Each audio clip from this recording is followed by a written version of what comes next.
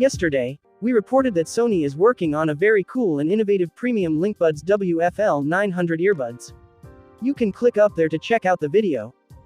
Today, we got a report that Sony is about to launch the next generation of its premium headphones. The company's WH-1000XM5 has just been spotted on FCC certification database, which has revealed some interesting information about the headphone.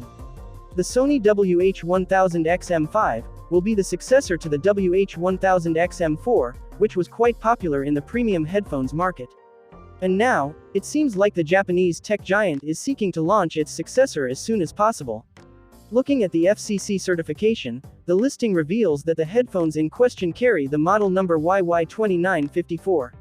Unfortunately, the certification does not reveal finer details regarding the upcoming flagship headphones. However, they offered some interesting details.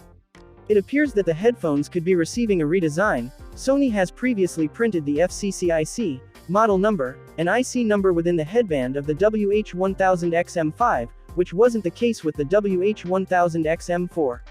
The FCC database also revealed that the headphone has a 3.8 volts rated battery pack, up from the 3.7 volts on the WH-1000XM4.